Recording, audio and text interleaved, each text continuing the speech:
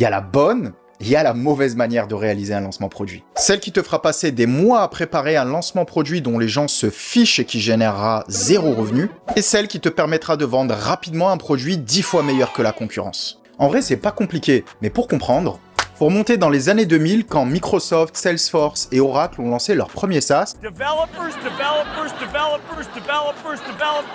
Tu sais, à cette époque, c'était des longues études de marché et des longs cycles de développement, des annonces Big Bang comme on n'en fait plus du tout. Enfin, tu vois le truc avec un marketing de masse et une armée de commerciaux. Quelque chose qui ressemble à ça en fait et qui enchaîne de manière linéaire, idées, études, développement, lancement, marketing, sales. 2 secondes, j'enlève ça, je reviens. Mais en 2010, si tu te souviens bien, un certain Eric Rice avait popularisé le concept de produit minimum viable, ou MVP, dans son livre Lean Startup, pour aider les apprentis Steve Jobs à accélérer la mise sur le marché de leurs produits. Merci Eric, ça nous a beaucoup apporté, mais ça n'a pas complètement marché, parce qu'encore aujourd'hui, personne n'a totalement réussi à se mettre d'accord sur ce qu'est réellement un MVP. Mais le grand coupable, le sacro-saint lancement produit. En gros, pour soi-disant maximiser leurs chances, les entrepreneurs sont sans cesse tentés d'ajouter de nouvelles fonctionnalités et donc indirectement de repousser le lancement. Et le jour J du lancement, qu'est-ce qu'on constate? Un pic d'utilisateur qui vient essayer le produit, mais le revenu qui bouge pas d'un iota, puis ensuite,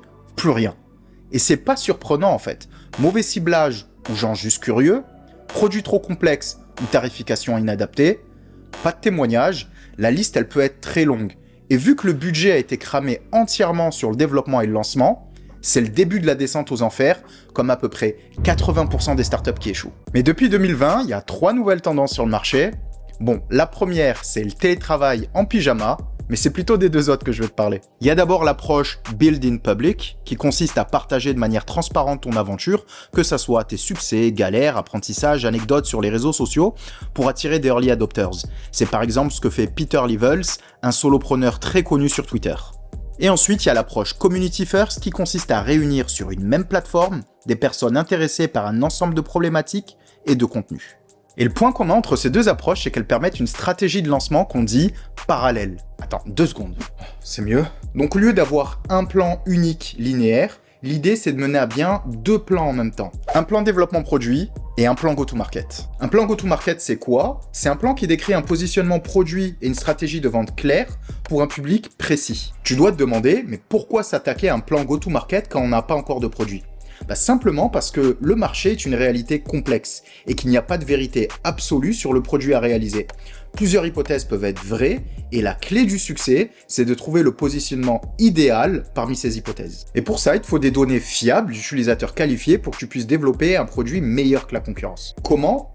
En créant justement ton audience avec des personnes pas forcément intéressées par ton produit, car tu n'en as pas encore, mais plutôt par les problématiques que tu traites, que ça soit via du contenu, une newsletter, une plateforme communautaire ou autre. Ces 2 graphiques que je t'avais montrés en début de vidéo prennent maintenant tout leur sens. Plutôt que d'attendre le jour fatidique du lancement pour amener des utilisateurs sur ton produit, le but c'est de les avoir dès le début en menant conjointement un plan de développement produit avec un plan go-to-market. Chaque contenu que tu crées est une opportunité de tester de nouvelles choses, d'éduquer ton marché et d'attirer du monde.